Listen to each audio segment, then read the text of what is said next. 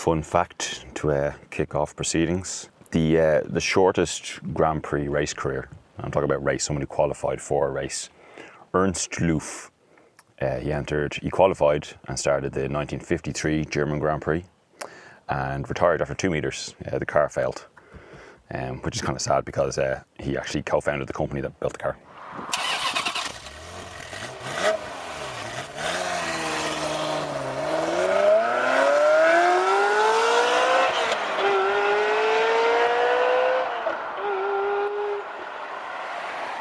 I used to make crappy videos instead of crappy podcasts.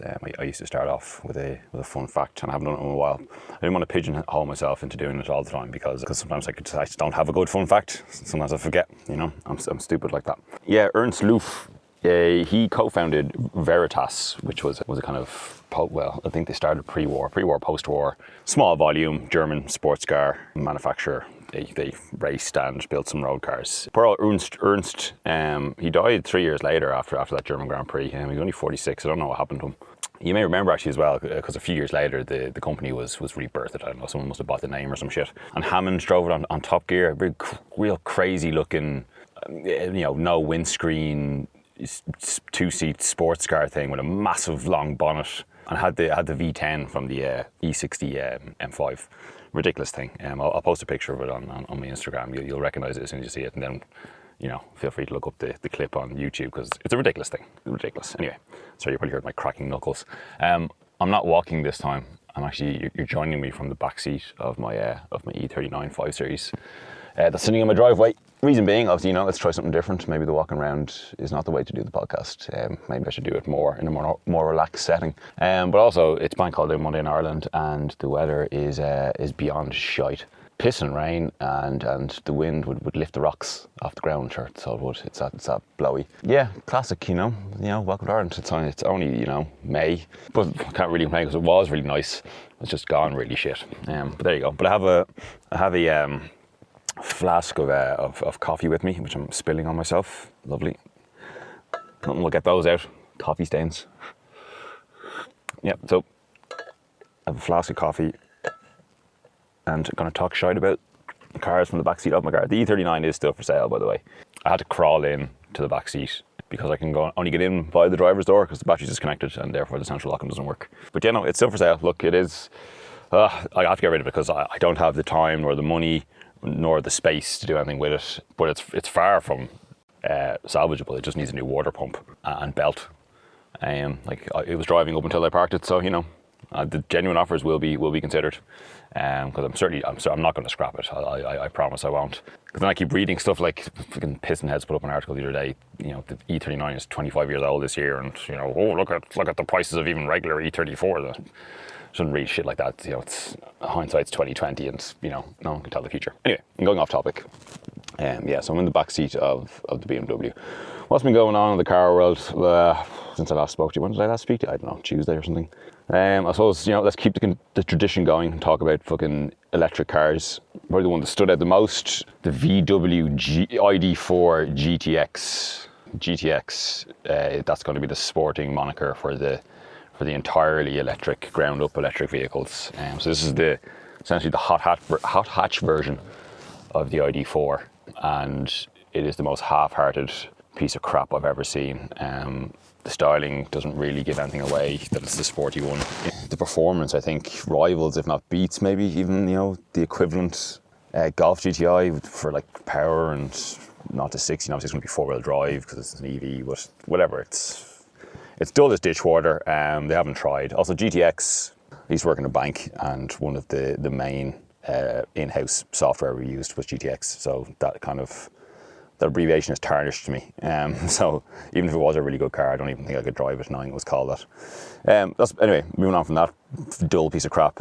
Another EV that kind of splashed onto our screens this week, because people were test driving it, the Taycan Cross Turismo, which unsurprisingly is brilliant. If I was going to have an electric car, I'd have a Taycan, and now because this exists, I'd probably have this. I wish they did just do a normal estate version of the regular Taycan, rather than having to go like a pseudo off-roady with the Cross Turismo thing, but Taycan doesn't exist, so the Cross Turismo does, and fine, that'll do me. I'll have one of them. It looks cool. It's yeah, obviously, the Taycan's great, so it's it's just a Taycan with an estate boot on some stilts. So, and it even has some updates from the original Taycan, which you'll be able to get on your regular Taycan. But so it's even better again, because Porsche obviously are going to make the best of the best, because that's what they do. But I hope they still continue pursuing their investment into synthetic fuels, because I don't want the internal combustion engine to completely disappear. Perfect world, I have my Taycan Cross Turismo for daily duties, and then my would it be a 911? I suppose it'd have to be a 911. You can only have a 2-car garage, and yeah, it would have to be a 911, wouldn't it? Yeah, cool. I don't know which one, because we could go on for fucking hours about what will be the perfect 911 then to have in the perfect garage.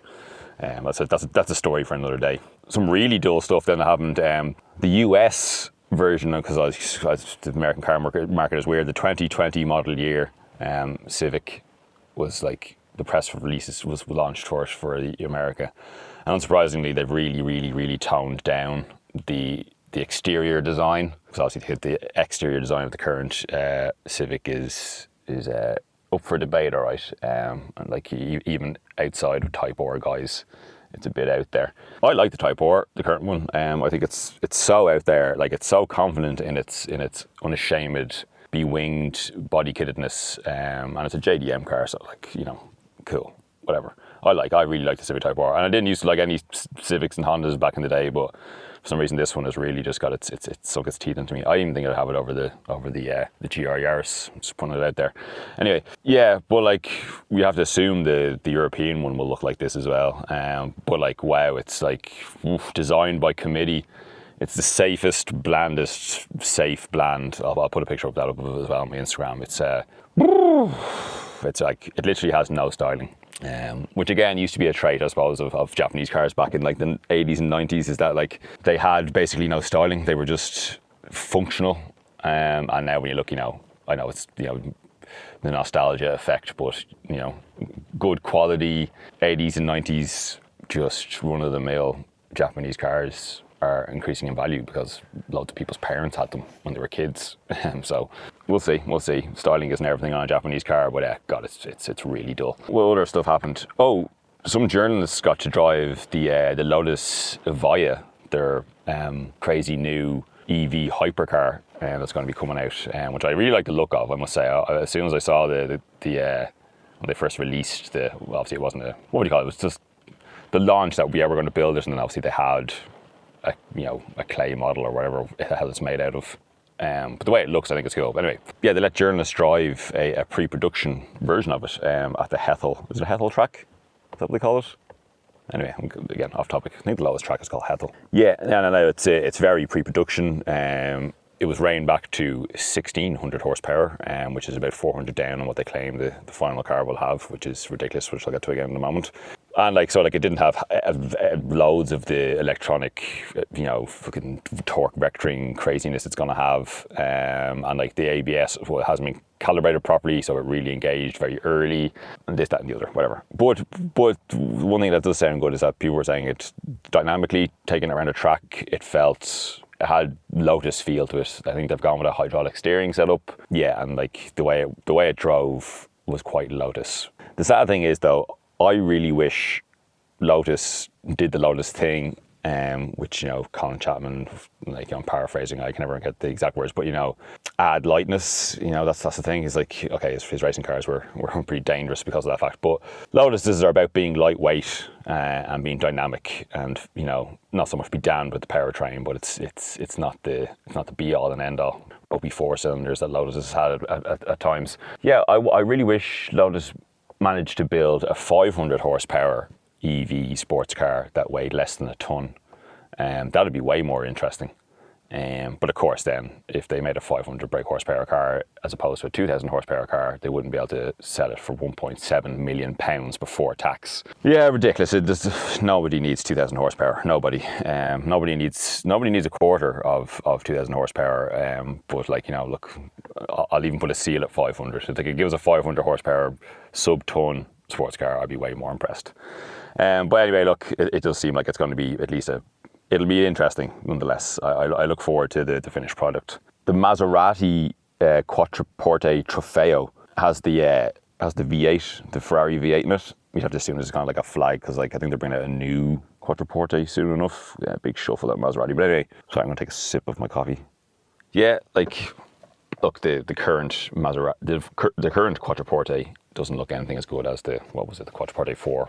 You know, the one I'm talking about, the one that came out in whatever 2005 or 6 or whatever. Yeah, the design is no longer as stunning as it once be. The Ghibli is probably the better one to drive, and obviously, you know, I mean, like an M5, a fucking E63, to name just a few, are obviously going to be, you know, they're definitely going to be dynamically better cars, probably. But this Maserati has a Ferrari V8 in it. Okay, the red line in the Maserati is 6750, I think, and you know, geez, I think whatever. What's the most recent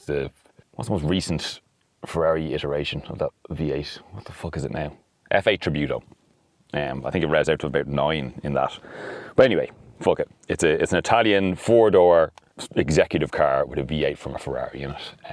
So I'm all for that. It has a few little things, like there's some red flourishes on the side. And as I said, like the design is a bit out there. It's not what it used to be, but it's cool nonetheless. And if I had fucking money, I'd probably buy one for the crack.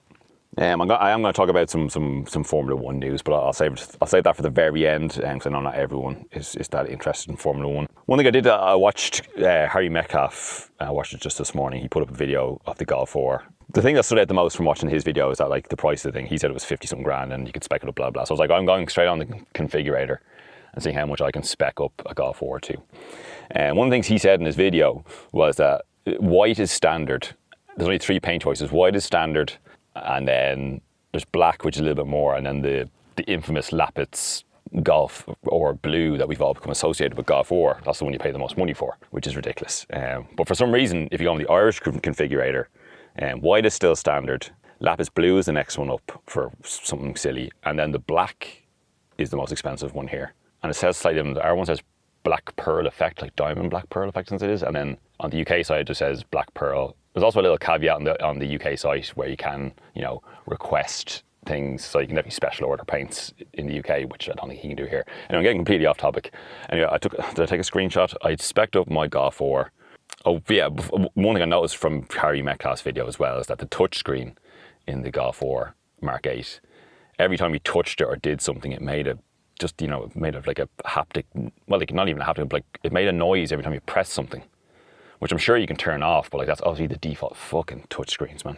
Let me see here. What did I spec? So no, I ticked every box. It's really weird. The only thing which is strange is that obviously when I was speccing it up, it goes through exterior, interior, blah blah blah. So obviously exterior, the most expensive wheels are the bigger ones, which are the 19. So yeah, I'll take the 19s. Just let's see what we can get this figure to.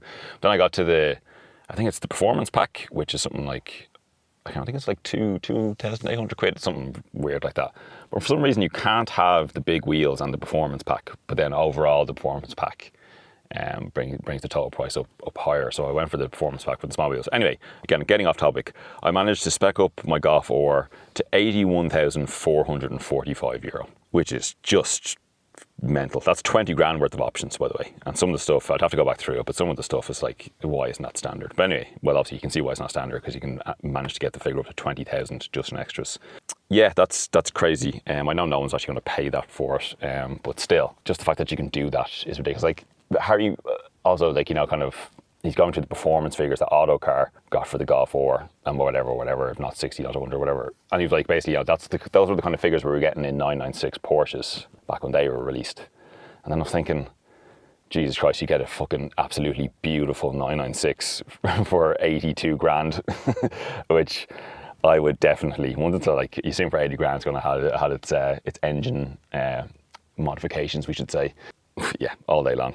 And the Porsche would just be, it'd be, you know, okay, depending on your lifestyle, if you've got 10 kids, it's not going to be so good, but the 996 would be just as livable as a Golf 4 if you've got, you know, 2.5 children or whatever that turn of phrase is. Anyway, ridiculous amounts of money for a Volkswagen Golf. The Golf, as I've said many times now, has gone way past its peak. Give me a Mark 5. Mark 5 backwards. Even the Mark 4 and the Mark 3 are better than the Mark 8. I'm saying it out loud. Yeah, so I'll talk about the Formula 1. I was going to actually just like look through, like put them all in front of me, how everyone finished. So I'm not going to remember exactly where everyone finished. It was a very dull race, really. You know, the start was interesting enough. Bottas managed to hold the lead, and Max got by Lewis into second, but then Lewis got back at Max eventually, and then fucking Lewis took Bottas then as well. Yeah, it's just like, yeah, it's a shame. It finished that way. It was Lewis, Max, and then Valtteri. And Max went for the fastest lap near the end because he did enough of a gap, and he got it. But they took it away from him for track limits, which was, yeah, whatever. So Valtteri Bottas got the fastest lap as well because he did the same thing, pitted, fresh tyres, quite the fastest lap. The saddest part is that like it really looked like Mercedes really looked like they had the pace advantage in the race, which was a bit terrifying, because it really looked like we're back to square one. Maybe the first two races were a false dawn, but I'm going to be more optimistic and say this is just the way the season's going to go. It's going to differ from circuit to circuit, and who knows? We get to Barcelona now. Could be a whole different place. Let's remember, Barcelona is where Max Verstappen won his first race for Red Bull in Barcelona after the Mercs took themselves out, admittedly. But he goes well there. And it's this weekend, so let's let this weekend go by. Look, and congratulations to Lewis Hamilton, just because he just proved his worth yet again. It was an incredible race from him. Let's hope it's not a sign of another year of dominance, because we want to see that battle, so that double team. We turn for a better phrase, that double team battle. That's what we want to see, and let's hope Barcelona's different. That'll be interesting because usually they test at Barcelona, so they have lots of data, which obviously they do still have lots of data, but they didn't test there this year. They tested in Bahrain, so at least we're going to Barcelona, which isn't always the most exciting Grand Prix, but they didn't test this year's cars there yet. So yeah, it'll be interesting to see. They should actually that new sprint qualifying thing, which I don't think I've spoken about. If you haven't, I won't get into that because it's going to get very complicated, but the short version is they're going to trial, I think Silverstone's the first one they're doing that, they're going to trial a new weekend format at 3 races this year, where they're going to have free practice, I might get this wrong as well, free practice 1, free practice 2, I think free practice 2 determines, it'll be like normal qualifying that we have on a Saturday now, and it will determine the starting order for the qualifying race, which will be like a sprint race. It's 30 kilometers, and wherever you finish in that race will decide where you start the race on Sunday.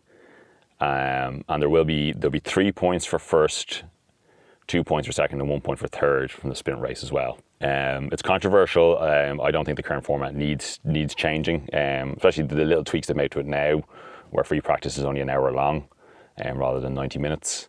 I think that's all they really needed to do. The 90 minutes for free practice just seemed a little bit too long. I always think they should take more practice away from Formula One. I think they should only have 1 on Friday and 1 on Saturday, rather than having the 2 on Friday. Just give them less mileage. It's better that way. Less mileage, less data, and the less they know, the more chance of things going wrong. I'm not saying put people's safety at risk, but unpredictability is what makes sport interesting.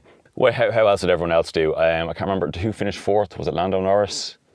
I'd have to look into this. I didn't I as soon as the race finished yesterday, I went straight out because it was a nice enough evening, and bank holiday Sunday, and I'll see how terrible today is. Although, as I sit here speaking to you, it does look like it's clearing up slightly. It looks like it's stopped raining, and even the wind has died down a bit. And I wouldn't say the sun is splitting the clouds just yet, but it's trying. It's certainly trying. Maybe there might be scope to get out later. Maybe even for a little spin, a little spin on the back roads, perhaps. Yeah, I can't really remember where everyone finished. I know Charles Leclerc finished 6th, which is very good. Because if you just looked at the paper, he got out qualified by Carlos Sainz. Carlos Sainz qualified 6th, and Leclerc qualified 8th. But Leclerc qualified on the medium tyres. If you're not getting familiar with qualifying, there's 3 sessions: Q1, Q2, Q3. Q1, the slowest 5 drivers get knocked out. Then Q2, the next slowest 5 or 8 or whatever it is, get knocked out. But then the people who go on to the top 10 shootout for Q3, whatever tyre you qualify on in qualifying 2, that's the tyre you start the race on. So he qualified on the harder tyre, which meant he was able to go further into the race before he pitted, etc., etc. So he ended up finishing 6th. It was a solid enough race from him. He seemed a bit like, there's more to do. And fair play, there is more to do. Ferrari are still, they're better than 6th place as a team. They should be anyway. But look, it's a much better, it seems like a much better car than the one they had last year, for sure. Especially, and you can see with Charles Leclerc in practice, he runs wide, he spins, he goes into the gravel a little bit. And you can just see it's just, he's going as far as he can. He's really searching for those limits of the car. Because then when you get into the race, he's learned all the mistakes that he and the car might have that weekend, and he drives around them. Excellent, unbelievable driver. I warmed to him with each race. Good lad. Carlos Sainz then ended up finishing 11th. I think he's still trying to find his feet at Ferrari. He's still managing to, he's definitely, he's putting the work in. It shows because he's managing to get qualifying laps out of it. Which if we're going to be, whoa, Jesus. A magpie just landed on the back window behind my head and just terrified the absolute hell out of me. Christ almighty, like a Jesus. Wes Craven, is that what it's called? That was your man who used to do Scream? Anyway, Jesus, that made me shit myself. What the hell was I talking about there now? Formula One. Not great for Carlos, but he's got more. And I'm gonna rattle through some other stuff that highlighted. Kimi had a little bit of a mistake. Now he took out his own teammate, but he didn't. He took himself out of the race. Daniel Ricciardo, I think, managed to get up to 8th or 9th or something like that. After a terrible qualifying, he definitely got shown a clean pair of heels by Norris. I don't know where Norris finished. Maybe Norris. Yeah, I think Norris might have been 5th, 4th or 5th. No, Perez was 4th, maybe Norris was 5th. Fair play to Mick Schumacher. He managed to finish ahead of Nicholas Latifi. Now, Nicholas Latifi has had a really abysmal weekend this weekend, but to see a Haas finish ahead of anybody was spectacular. And in the interviews after the race, I'm really I wasn't sure how I was going to take to Mick Schumacher. I was obviously not going to dislike him, and it was great to see the Schumacher name back. But obviously, such a fan of his dad. Can I still be as much of a fan of him as I was his father? Don't think that will ever happen because I was a kid when his dad was racing. But he seems like a intelligent driver. He's just learning all the time, and he had a great race weekend. So it's good to see. And he completely wiped the floor again with his Russian teammate Nikita Marzipan, who was way off the pace. He got a 5-second time penalty for ignoring blue flags, and then he scored his first points in Formula One. He got 1 penalty point on his super license for ignoring the blue flags as well. Absolute gobshite. So that's all I'll talk about Formula One. The 6 hours of Spa was also on, which I saw little bits of. I didn't watch the whole thing because, again, I couldn't sit in watching 6 hours of a car race. I'll watch all of Le Mans, but I can't be watching all of the World Endurance Championship. Just take up too much time. But it was the first race of the new regulations. Although the only new car, technically, although it's not, it's different. If you really look into it, and I can see lots of the difference. But if you were an outsider looking in, you'd struggle to see the difference between the new Toyota under these new regulations compared to the old prototype they used before. But it is a different car. And then the only real competitor they had was Alpine, who are also now, they're in Formula One with Alonso, which actually Alonso had a very good race, a strange race, but a good one. He finished 9th, I think, in the Formula One. They're using last year's Rebellion LMP1 car. It's because they're getting a little bit of dispensation to be able to use those cars I think at least this first year, maybe next year as well, but this first year of the new hypercar regulations for the World Endurance Championship. There is some new stuff coming in later on in the season. Toyota won the race. They would have had a 1-2, but the Kobayashi, who was it? Kobayashi Buemi, I can't remember who's in the second car. They had a little bit of trouble braking and stuff, so they finished 3rd and won the Alpines in 2nd, blah, blah, blah. Anyway, so the point, there's some better stuff coming to the Endurance Championship later on this year. I think the Glickenhaus is going to be in one of the later races. I'll definitely watch Le Mans. It'll be a good one because the GT racing was still really good, and LMP2 was really good too. But next year, and then 2023, obviously we're going to have Peugeot and Ferrari, and I'm actually losing count now for the amount of people who said they're going to enter Porsche. Yeah, anyway, sounds good. Anyway, if you've got this far, I don't know how long I've been rambling for. Not too long. I'm half an hour in. I'll probably get this edited down to 25. I'm going to put a different intro, noisy car intro at the start. The first few episodes is a V12 Ferrari, which I'm sure you probably noticed. It was 599, definitely not with a standard exhaust getting launched. Probably a Capristo exhaust. I'm going to put something different in this time. See if anyone notices, because you probably won't. Because if you got this far, fair play to you. So yeah, I'm going to sign off because it's Bank Holiday Monday, and it's unusual that I'm actually not working on a Bank Holiday Monday. So I'm going to, now the weather's actually calmed down, I think I'm definitely going to go for a spin after I have this edited and uploaded. So stay safe, stay well, and I'll talk to you again soon. Okay, bye.